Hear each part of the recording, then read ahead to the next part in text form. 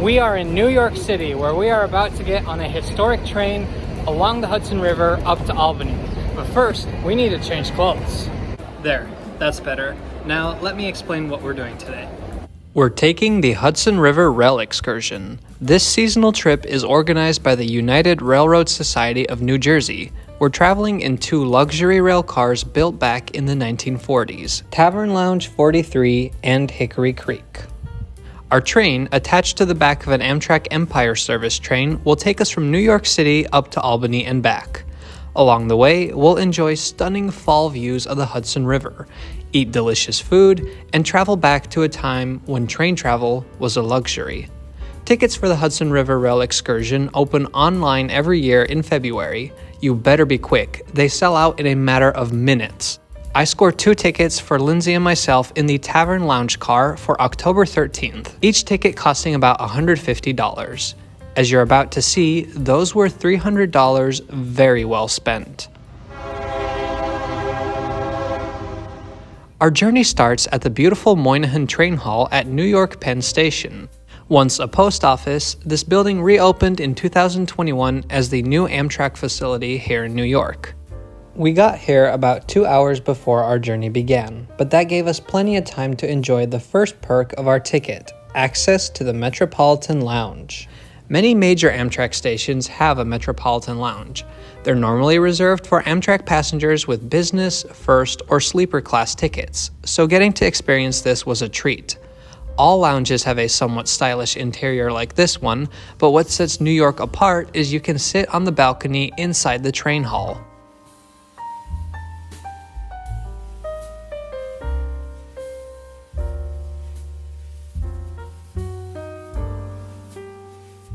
The lounge comes with complimentary food. Croissants, avocado toast, fruit, and yogurt were on today's breakfast menu.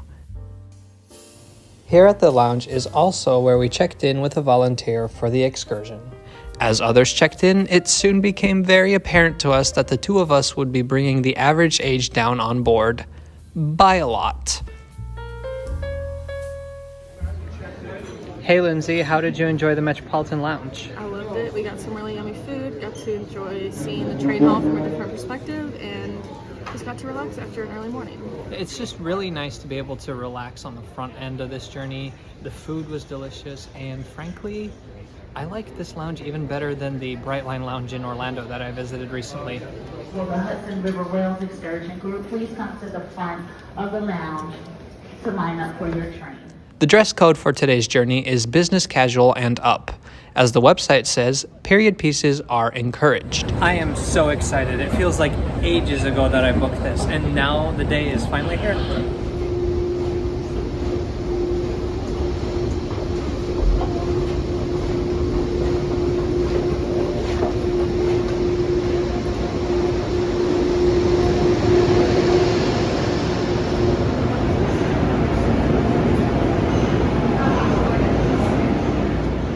There's our car, the Tavern Lounge.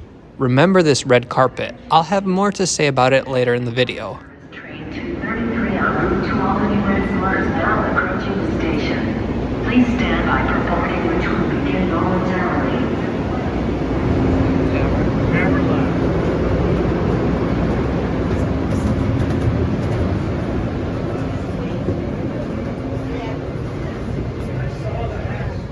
Some gentle music greets us as we make our way into the 76-year-old Tavern Lounge car. We are free to choose where we sit. There are booths as well as chairs. We choose seats on the left side of the train for the best Hudson River views.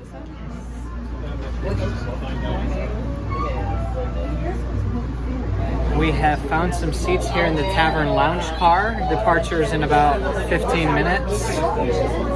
Very comfortable. Do not have to worry about leg room because we have this awesome lounge set up. There's some music to set the mood. Everybody's so excited to be here.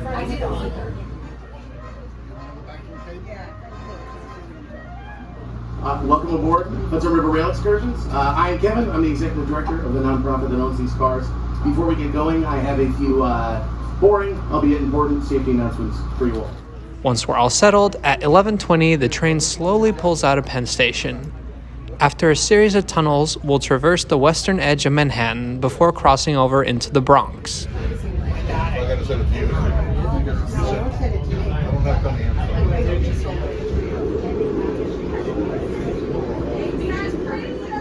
These are old Pullman cars, so there are porter call buttons.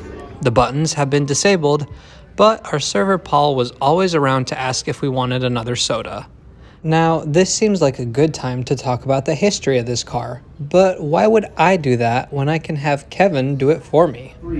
She is 76 years old, built for 100 miles an hour, and one of the last surviving cars from the New York Central's great steel fleet of the 1940s. In its day, the New York Central was one of the biggest companies in America, with a main line running from Grand Central Terminal in New York City all the way to Chicago, with lines spanning out across the Northeast.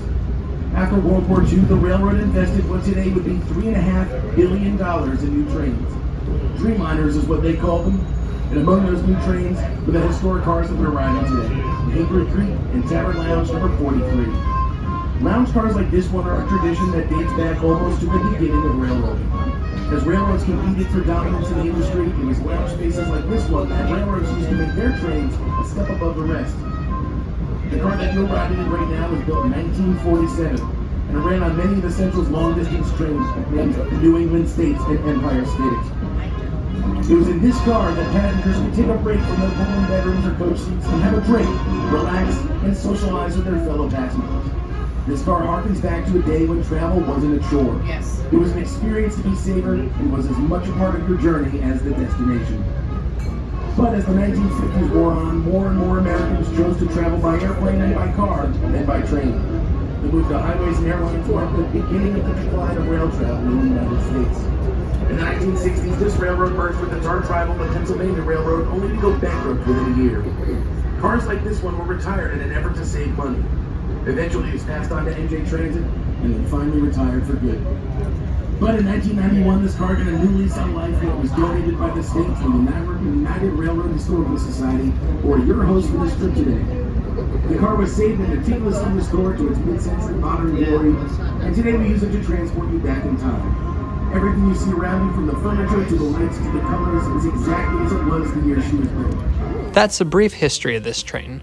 I'll share more throughout the video, but for now, let's quickly talk about today's route. From the Bronx up to Poughkeepsie, we run on tracks owned by the MTA as part of their Metro North Hudson line. It's an interesting route, at one point cutting straight through Sing Sing State Prison. Up until Croton-Harmon, the tracks are electrified by third rail. Our Amtrak locomotive actually has a third rail shoe, but it's not compatible with the MTA third rail, so we chug through on diesel. After Poughkeepsie, we will run on tracks owned by CSX, but leased to Amtrak. The total journey time is 2.5 hours, and we'll be running at 100 to 110 miles an hour most of the time. Literally the entire journey, we hug the majestic Hudson River. Oftentimes, there's nothing between our tracks and the riverbank. Best seats in the house.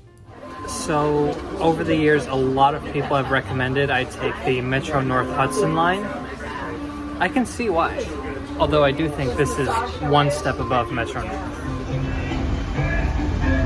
Lunchtime. Paul had prepared for us a delicious assortment of sandwiches. I don't know where they were catered from, but they were really good. Lunch with a view. What'd you get? Grilled chicken. I got meatloaf.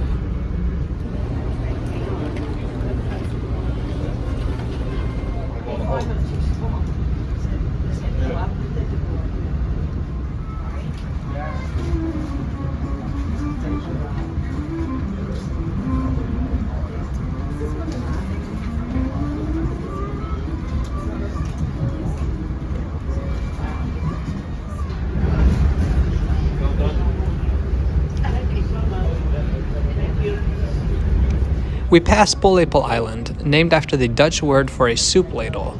Though it has a rich history dating back to the Revolutionary War, the island's most prominent feature are the ruins of Bannerman Castle. Bannerman Castle was built in the early 1900s as a munitions storage facility. Francis Bannerman had made a business storing and selling surplus munitions in New York City, but he needed more space to store his goods. Yeah, you know which train is regional that would go, just, 2 or 3 days, and that was it. That whole bottle.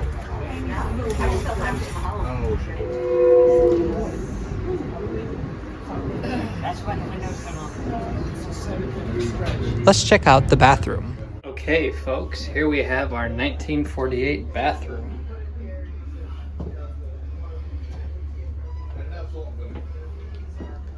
Here's the toilet, and that red button flushes the toilet. Somebody just came out of the bathroom in a panic and was like, "Where do I flush? Where do I flush?" But then again, it's true. They probably don't open them so long. That's the only one I know where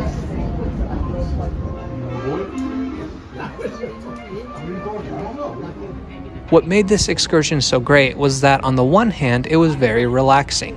Staring out the window on this beautiful day made us both feel very calm and rested. But at the same time, the train was going at 100 miles per hour, and it only felt appropriate that we were seeing the scenery at that speed, given how these cars were the flagship of the New York Central. That's the Lighthouse right there. Lindsay, our in-house bald eagle spotter, strikes again.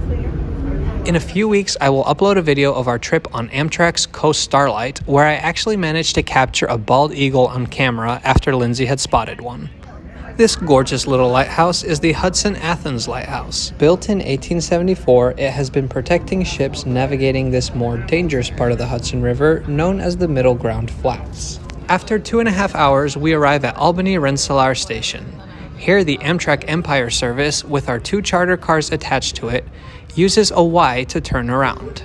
In a little over 2 hours, we'll head back to New York City, but for now, we're free to explore.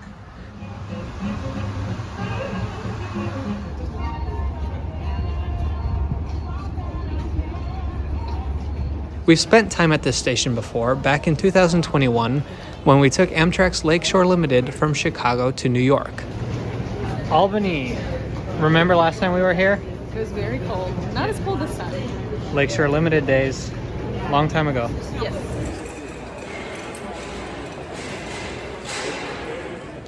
I'm a little confused.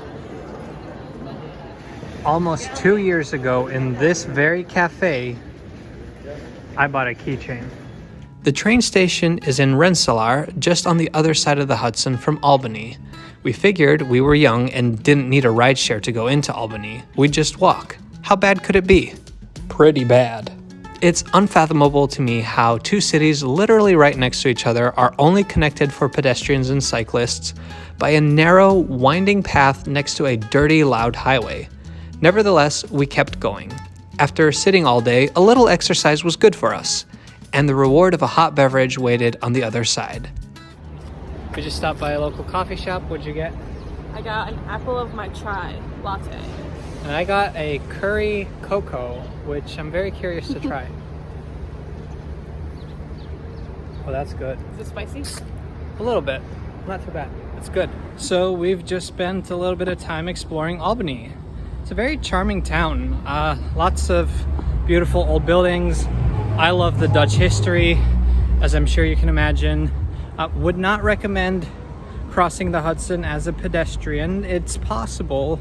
It's not super pleasant. We're here for about 2 to 2.5 hours while they turn the train around, and then we'll be back on the train, headed back to New York City.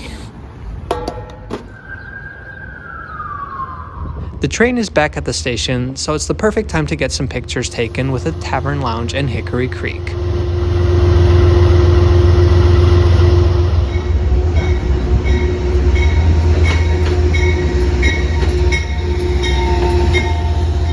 Why does that sign say 20th Century Limited? Well, the 20th Century Limited was the New York Central Railroad's flagship train. The railroad ran many trains between Chicago and New York, but the 20th Century Limited was designed with the elite in mind. Back in the steam era, streamlined locomotives and the ability to take in water while moving allowed the train to travel fast. Even in the diesel era, the real selling point was luxury. Onboard barbershops, a secretary to write down your letters, a phone, Pullman porters, lounge spaces, and high-quality food. It was all marketed towards the wealthy.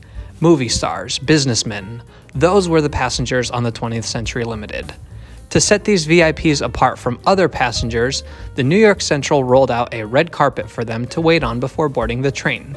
Yes, the phrase red carpet and all it has meant in our popular culture since then comes from this very train. Sadly, the 20th Century Limited stopped running in 1967. But thanks to the United Railway Historical Society of New Jersey, the legacy of these cars lives on for years to come. Paul had a dessert of cookies and fruit waiting for us when we got back on board.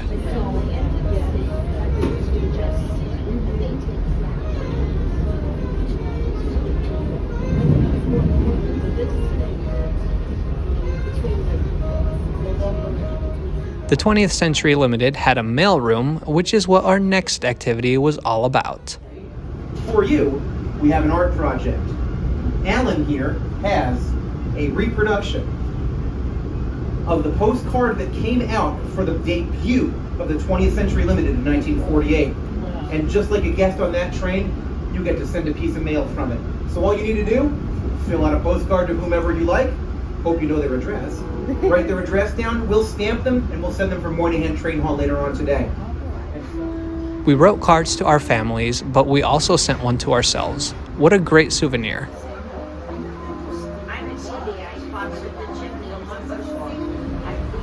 So we've been spending most of our day in this lovely Tavern Lounge car, but after seeing how cool it looks on the outside, you must be curious, what does the Hickory Creek look like on the inside? Well, lucky for us, we're about to get our very own tour.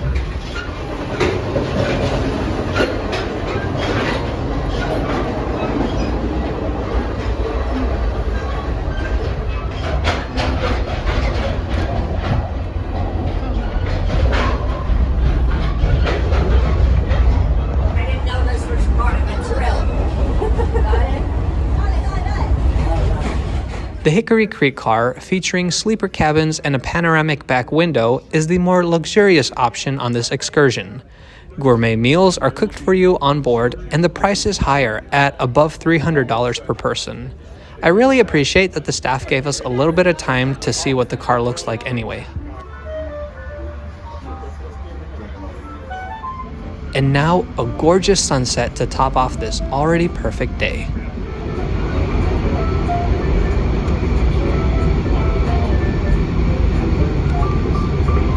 So why do I say that this was one of, if not the best train experience of my life? The views were beautiful, but I've seen even more breathtaking. The food was delicious, but I've had even better. And I've been on thousands and thousands of trains before. So what made this one so special? The people working on the train. It was so clear that these men loved what they did. They were brimming with facts and anecdotes. They smiled when I asked them questions about the trains. Paul diligently served food all day. Alan took pictures whenever someone asked him to. The postcards, the tours, so much effort and hard work was put in by these men to make sure that we had the best possible experience. And they deserve to know that we did. Thank you so much. Now we're back in New York after an amazing day. What makes this the perfect outing is that while being very relaxing and scenic, the excursion celebrates the rich history and charm of train travel. This will make anyone fall in love with the railroads. Whether you're into history, trains, or travel, do yourself a favor and book a trip aboard the Hudson River Rail Excursion. Monitor their website to see when 2024 tickets go on sale in February. I couldn't have spent the day any better than relaxing on a beautiful train with Lindsay by my side. It's my favorite thing to do. And if you subscribe to Trains Are Awesome, you can come along on many, many more train adventures. Thanks so much for watching. We'll see you next time.